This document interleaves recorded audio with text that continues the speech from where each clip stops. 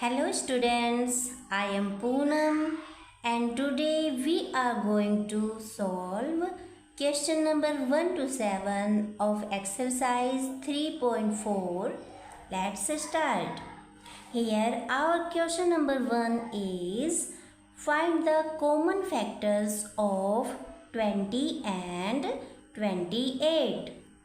सबसे पहले तो हमें ये पता होना चाहिए कि फैक्टर क्या है। अगर मैं बात करूं फैक्टर की तो फैक्टर एक ऐसा नंबर होता है जो किसी दिए गए नंबर का एग्जैक्ट डिवाइजर होता है। अगर मैं अपनी नॉर्मल लैंग्वेज में बात करूं तो फैक्टर एक ऐसा नंबर होता है जो किसी दिए गए नंबर को पूरा डिवाइड करता है और कोई रिमाइंडर नहीं बचता। और नंबर ऑफ फैक्टर्स डेफिनेट होते हैं, मतलब कि कुछ ही फैक्टर्स होते हैं। नाउ अब हम 20 के सभी फैक्टर्स फाइंड आउट कर लेंगे। Factors of 20 is equal to 1 एक ऐसा डिजिट है जो हर किसी नंबर का फैक्टर होता है। तो factors of 20 1 2 4 5 10 and 20।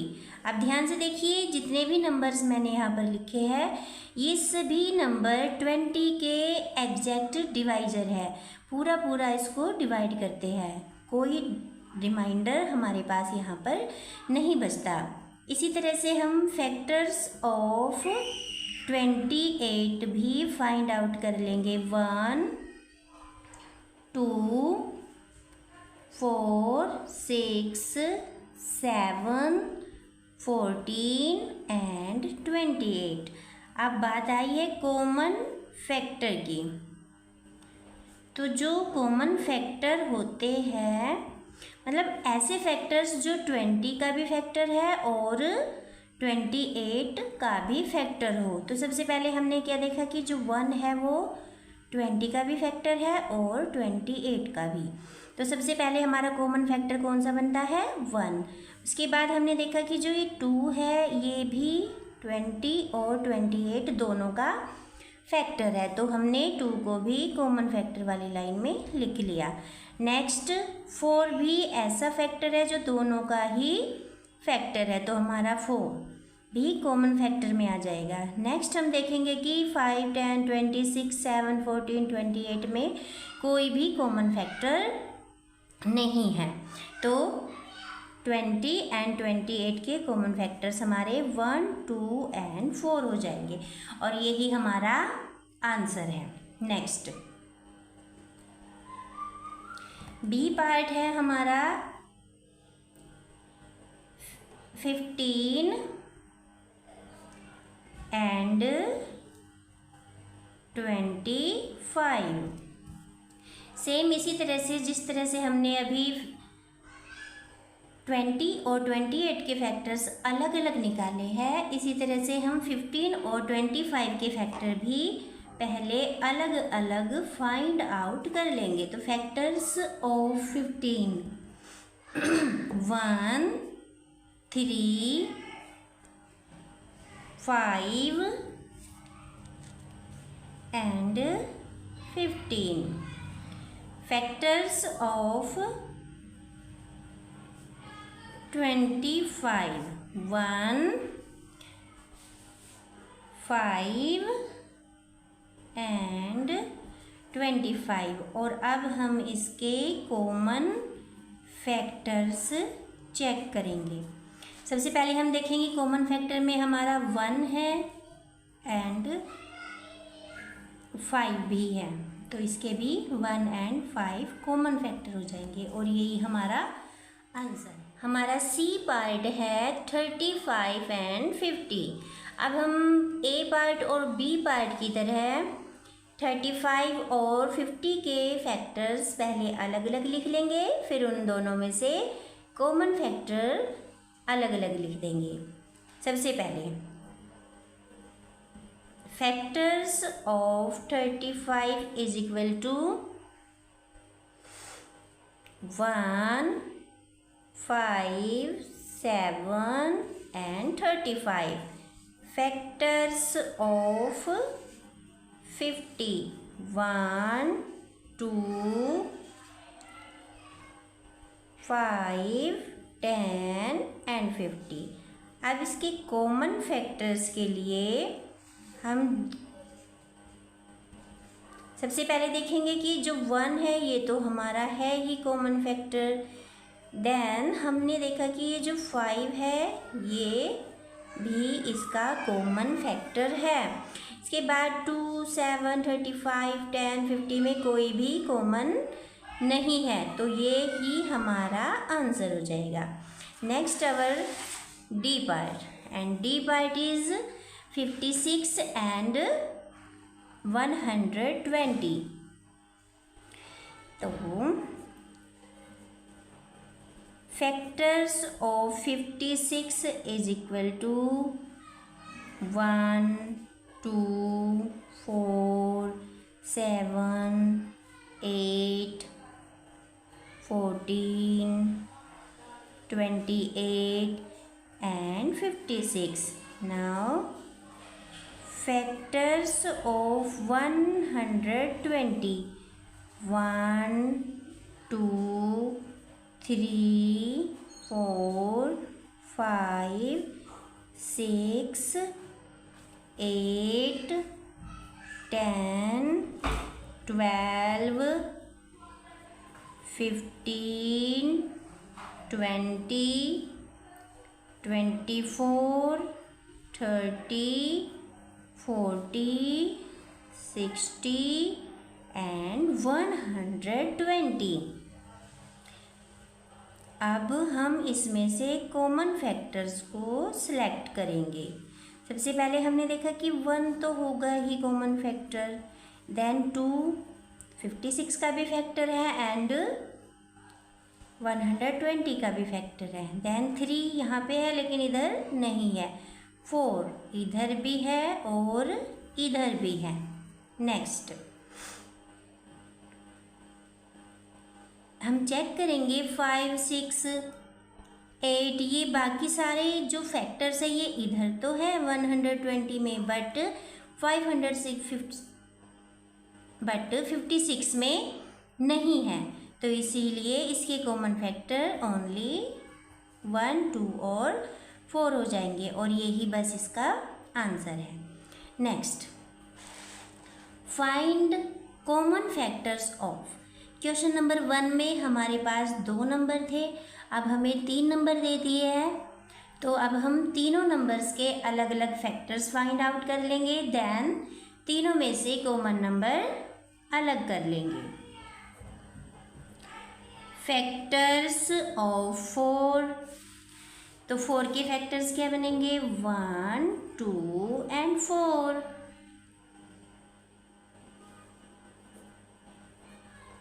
Factors of 8, 1, 2, 4 and 8. Factors of 12, 1, 2, 3, 4, 5, 6 नहीं होगा, 5 नहीं होगा, 6 and 12। अब हमने जिस तरह से क्वेश्चन नंबर 1 में हमने 2 नंबर के कॉमन फैक्टर्स निकाले थे, यहाँ पर हमारे पास 3 नंबर है, तो हम तीनों में चेक कर लेंगे। फर्स्ट हम चेक करते हैं कि जो 1 है ये तीनों में है, तो पहला कॉमन फैक्टर 1 हो जाएगा। देन ये जो 2 है ये भी हमारा तीनों का ही फैक्टर है, तो second common factor 2।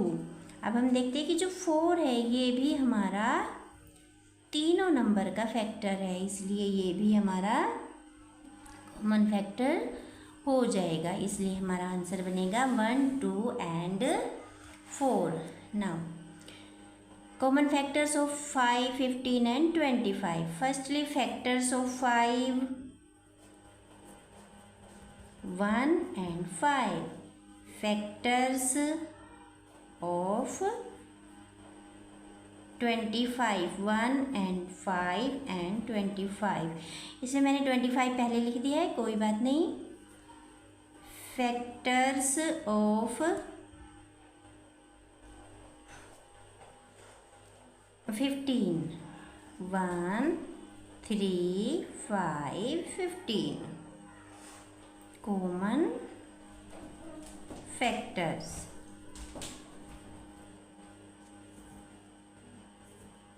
One and 5 और यही हमारा आंसर हो जाएगा। Now question number 3, find first 3 common multiples of 6 and 8। यहाँ पर बेटे आपको समझना होगा कि मल्टीपल्स क्या होते हैं। मल्टीपल्स को अगर मैं बात करूँ तो हम टेबल्स भी कहते हैं। जब हम टेबल्स लर्न करते हैं तो हम बस 10 तक लर्न करते हैं, लेकिन अगर हम उनको आगे चलाते रहे, 10 किसी नंबर को 10 तक मल्टीप्लाई करने के बाद 11 से मल्टीप्लाई करें, फिर 12 से, 13 से और इसी तरह से कंटिन्यू करते जाए, तो जो भी हमें नंबर्स मिलते रहेंगे वो सभी क्या होते हैं, उस नंबर के मल्टीपल्स होते हैं। तो इसके लिए मल्टीपल्स के लिए हम सबसे पहले 6 का टेबल लिख लेंगे और यहाँ पर हम लिखेंगे मल्टीपल्स ऑफ 6। टेबल लिख लेंगे यहाँ पर 6 का।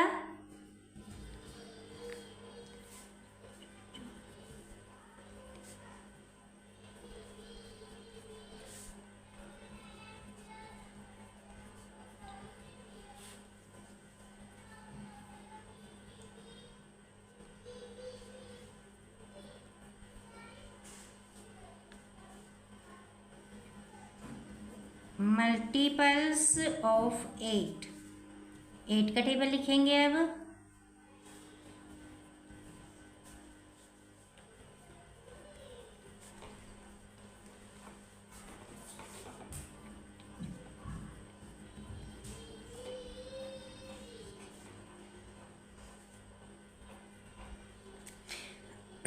अब जिस तरह से हमने कॉमन फैक्टर्स निकाले थे, इसी तरह से हम कॉमन मल्टीपल्स भी निकाल सकते हैं। तो यहाँ पर हमारे कॉमन मल्टीपल्स हो जाएंगे, सबसे पहले चेक करेंगे यहाँ पे 6, 12, 18, 24। तो हमने देखा कि ये जो 24 है ये सबसे पहले दोनों में आता है। तो फर्स्ट 3 का मतलब जो सबसे पहले आते हैं। तो पहला कॉमन मल्टीपल क्या हुआ हमारा, 24। जैसे हम आगे चेक करते हैं, हमने देखा ये जो 48 है ना, यहाँ देखो इधर भी है एंड देन इधर भी है। तो सेकंड मल्टीपल हमारा 48। इसके बाद 72 एंड ये इधर भी है, ये हो जाएगा हमारा थर्ड। तो हमसे कितने पूछे थे क्वेश्चन में, फर्स्ट 3 कॉमन मल्टीपल्स। तो पहले तीनों कॉमन मल्टीपल्स हमारे हो जाएंगे 24, 48 एंड 72 और ये हमारा आंसर होगा। Next part is first 3 common multiples of 12 and 8। Same इसी तरह से जैसे हमने ए पार्ट में किया है, इसी तरह से हम 12 का भी टेबल लिख लेंगे, मल्टीपल्स ऑफ 12। अगर बच्चों आपको टेबल नहीं आता तो आप लर्न कर लेना।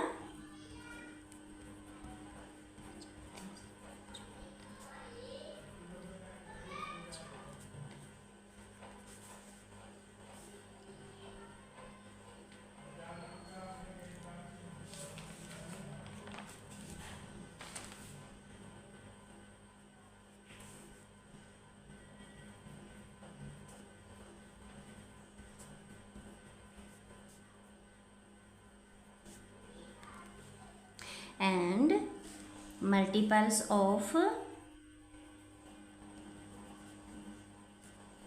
18 का टेबल लिखेंगे।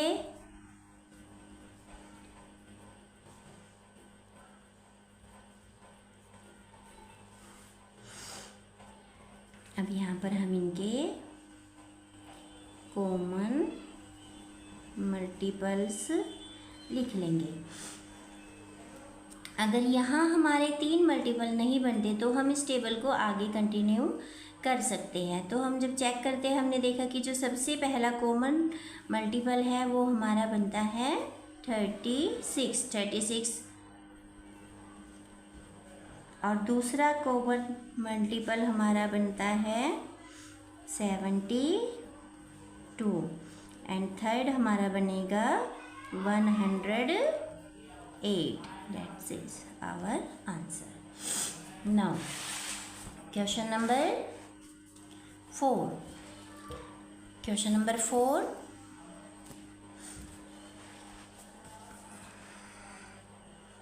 Write all the numbers less than 100 which are common multiples of 3 and 4. 100 से छोटे, लेस देन 100 मतलब 100 से छोटे वो सभी नंबर लिखिए जो 3 और 4 के कॉमन मल्टीपल्स हैं। सबसे पहली बात वो 3 और 4 की कॉमन मल्टीपल्स होने चाहिए और उसके बाद वो 100 से अबव मतलब 100 से बड़े नहीं होने चाहिए।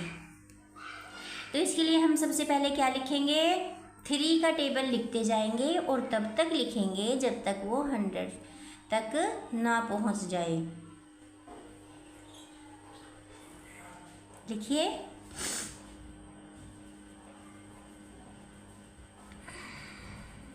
Multiples of 3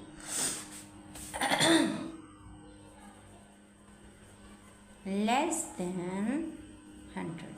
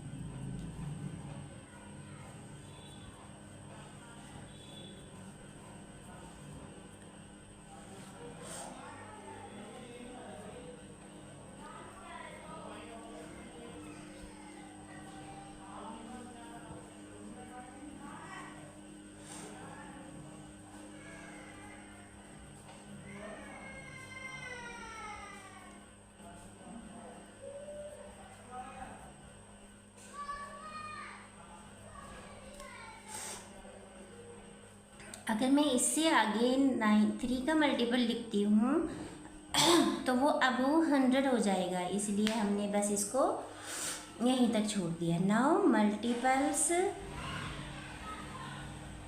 of 4 less than 100। इसी तरह से 4 का टेबल पढ़ते जाएंगे जब तक कि वो हमारा 100 के नियर ना पहुँच जाए।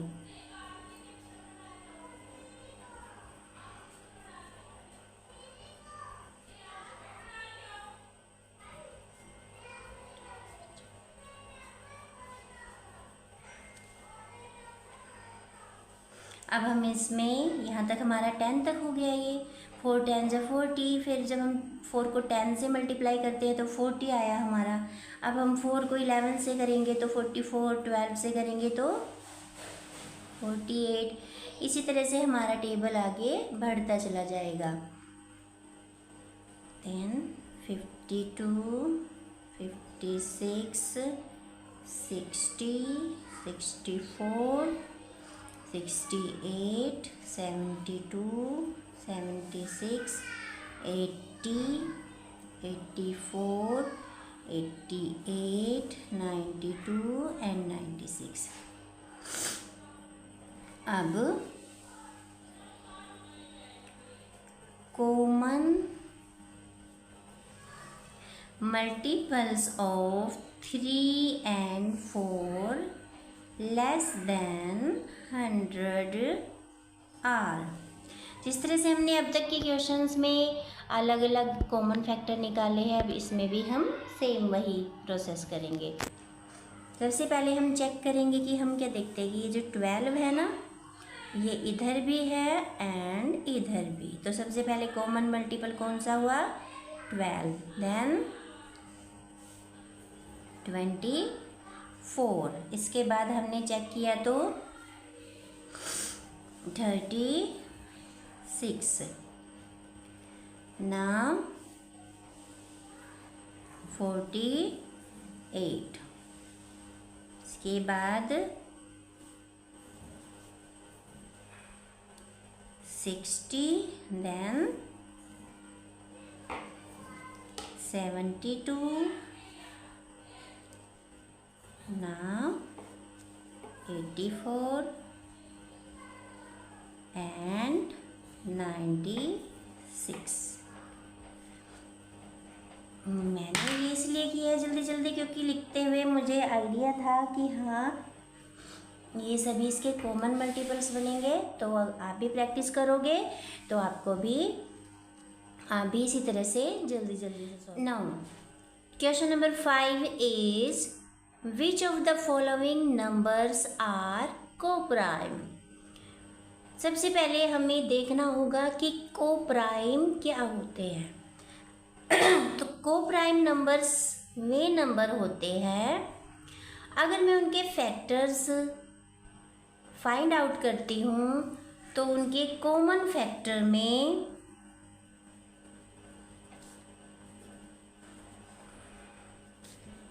1 होना चाहिए, ओनली 1 मतलब यहाँ पर कोई एक फैक्टर नहीं है, 1 ही कॉमन फैक्टर होना चाहिए किन्हीं 2 नंबर्स का। तो यहाँ पे हमसे पूछा गया है कि 18 और 35 क्या कोप्राइम है। तो हम सबसे पहले फैक्टर्स ऑफ 18 फाइंड आउट करेंगे। 1 2 3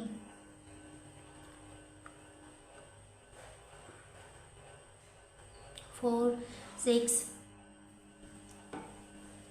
9 and 18।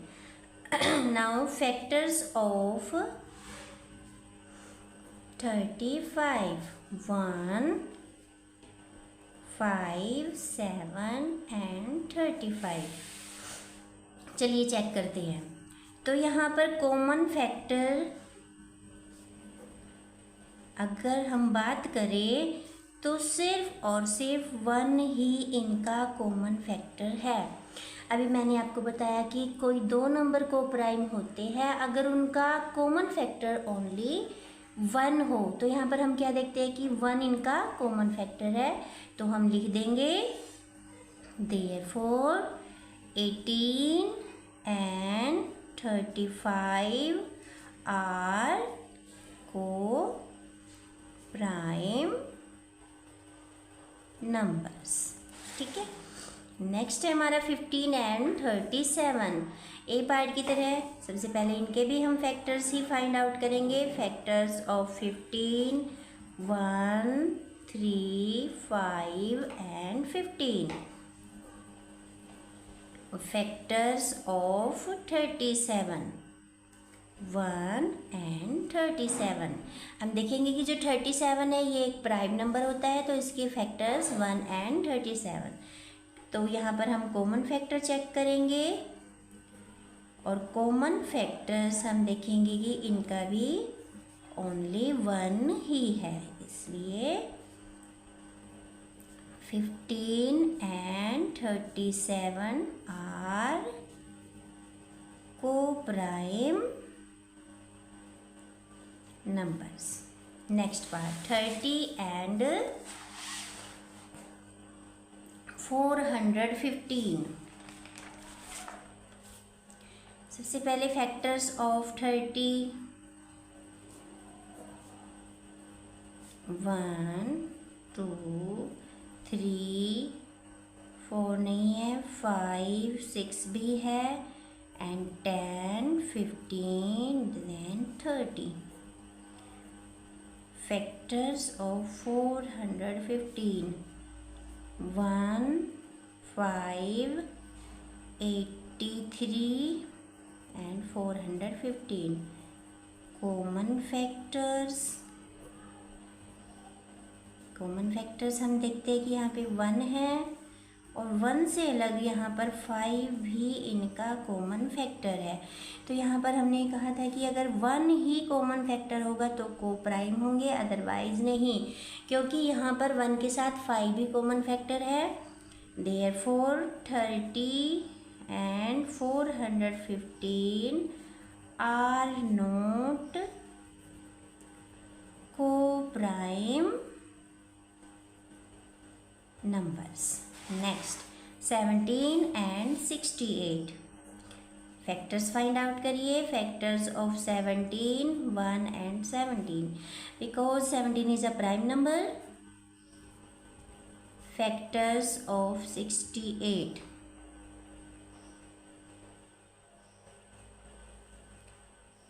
1, 2, 4, 17, 68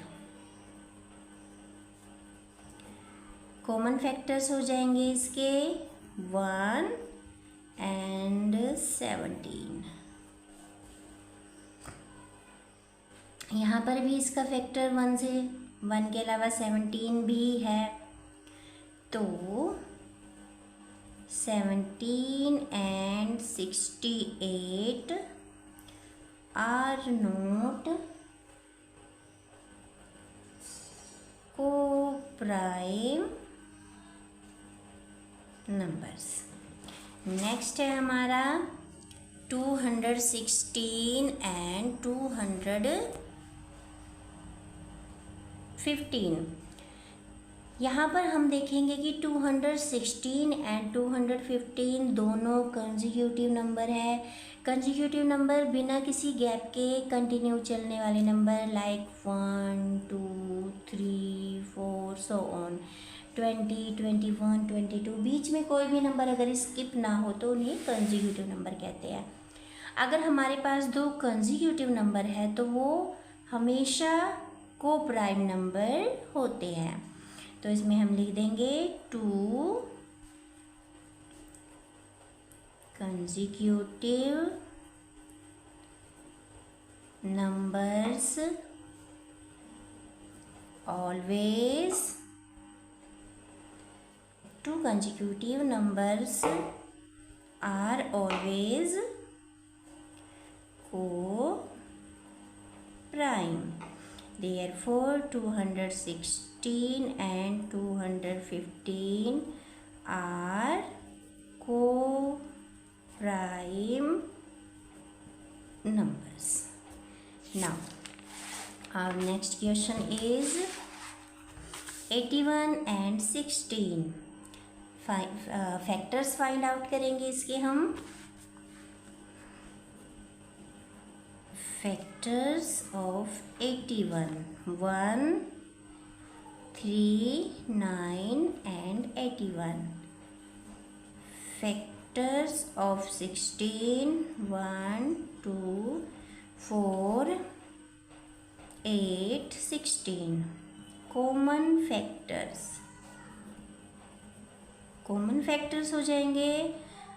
कॉमन फैक्टर ओनली 1 है, हमने देखा कि यहाँ पे इसका कॉमन फैक्टर ओनली 1 है, तो therefore 81 and 16 are co-prime numbers।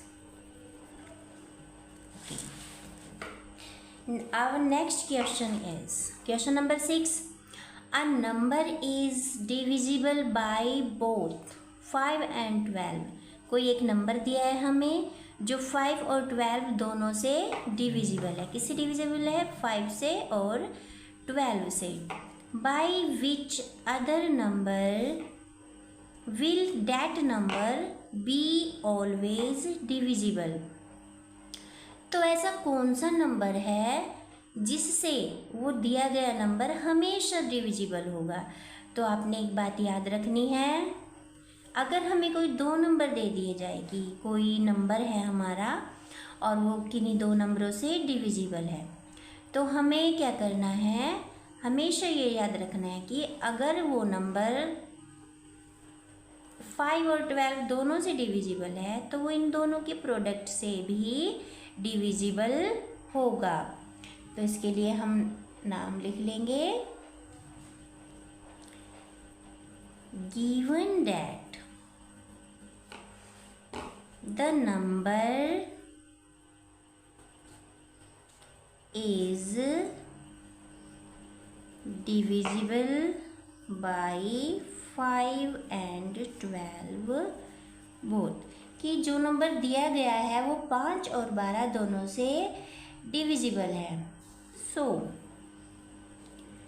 that number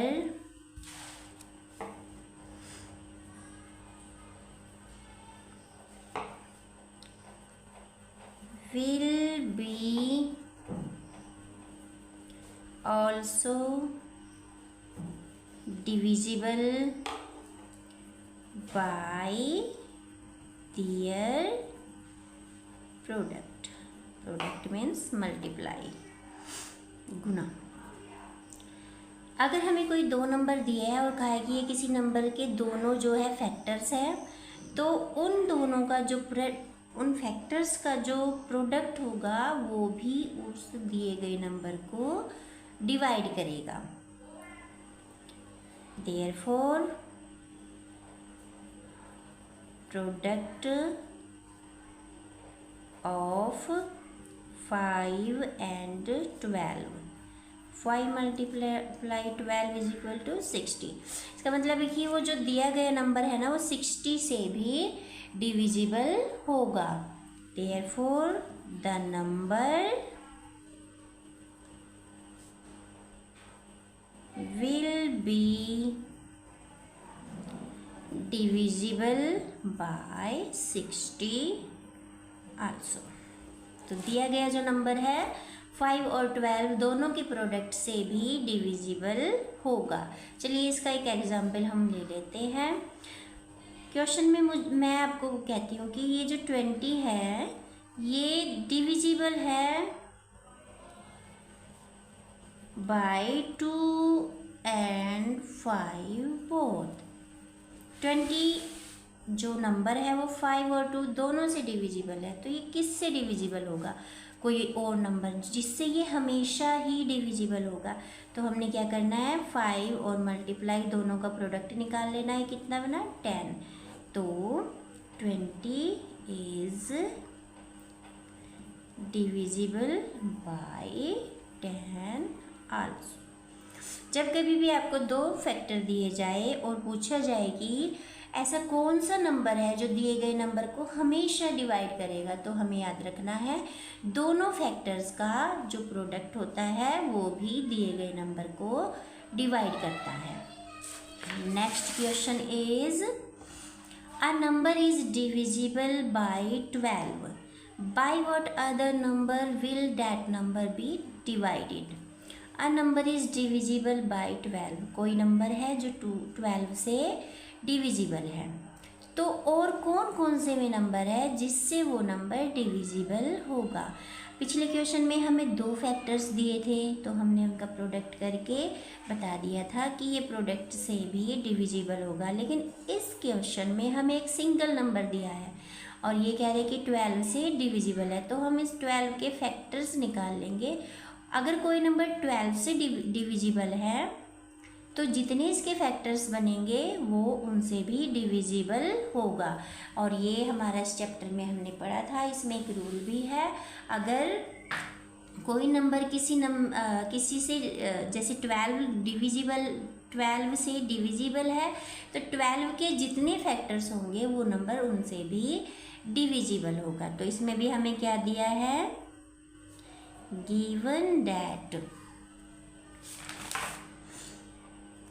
a number is divisible by 12. Therefore, the number must be divisible by each factor of 12. Therefore, given number is divisible by